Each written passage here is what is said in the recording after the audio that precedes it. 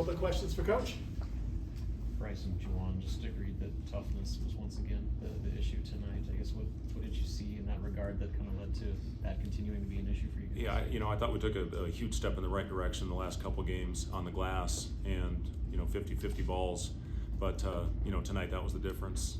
You've got to get on the ground. You have an opportunity. You can't just lean over and try to pick it up with one hand or, these guys are too strong. They're too athletic that we're playing against every night. You got to find a way to get dirty, get grimy, and finish off those possessions. We do that. I think it's a different outcome tonight.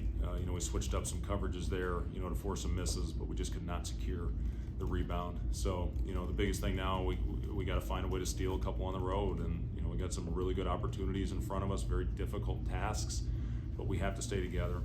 When you're on a streak like we are right now, human nature is to start questioning and to separate a little bit, but we have to find a way to stay together through this tough time and, hopefully get this thing reversed soon. We're going into one of the most difficult places to play in the league on Sunday, and a team that's really clicking right now. This USC team's a really talented team. We knew this was going to be a tough game.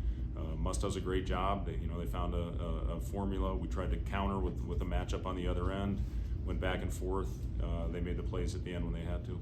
How do you handle the balance of adjustments in a period like this, while also leaning on what you've known to be the strengths of your team throughout the season? Well, yeah, again, it comes down to toughness plays. We play hard. We're playing hard. There's no doubt about that. We are giving effort right now. I thought offense, when you look at our percentages, we didn't shoot the three well, but we were unbelievably efficient inside the arc tonight. Juwan's attack, when he played off 2 feet, when he played under control, I didn't like the turnovers early. I thought that led to some pick six baskets for them. I think they got 3 of them, and that gives the team confidence. And, for us, we got to be perfect. We got to come out, we got to play under control, we got to get a shot up on the glass, whether it goes in or not, so we can get our defense set. When you give them free baskets on the other end, it just does so much for a team's confidence. We guarded the 3 really well in the first half. I think they were 0 for 9. And, the AG came in and he got it going a little bit for him. But, I'm going to go back and watch it tonight. There's going to be some positives on there. But the thing that really stings is, what I know I'll see is we had a chance to finish possessions that we didn't get.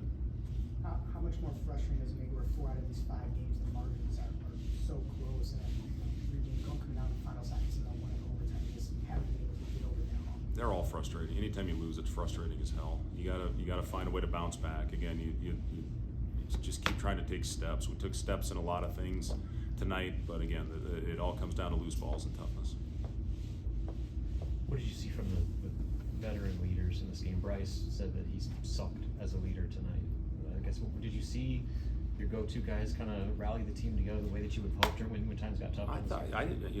Everybody was engaged in the huddles. There was eye contact. There wasn't any head hanging. From that standpoint, I thought we were good. Again, I'll go back and watch it and see if I see something different. Bryce did a lot of good things to help us stay in that game, get to the free throw line, get to the basket. We drew up some ghost actions to try to get him downhill, which he did a good job of. And, that last play, we had another ghost type action called to try to get Bryce to step into a 3. He was the one that was making shots for us at that time. So we drew up something for him. He saw something, and, it happened. Those things happen. But, we're going to roll with Bryce every day of the week. He called a team meeting for the guys the other day. So he's doing things, from a leadership standpoint. And, again, we'll grow from this and hopefully put ourselves in a position on Sunday. Was USC doing something to him early that just wasn't allowing him to get any looks at all? They were into him. There's no doubt about it. And they're physical, and they were really crowding, and they were going under some of our other guys, so they were able to stay home. Connor was able to get free in the first half. It was good to see our guys finding him in transition. I thought we did miss a few of those. We watched those at halftime. But, listen, Bryce is going to be the number 1 guy, he and Connor, on everybody's scouting report and how they're going to play them. So, again, early on, it was turnovers. That was the issue. And then we settled down, and again, when we got a shot on the board, we were pretty efficient.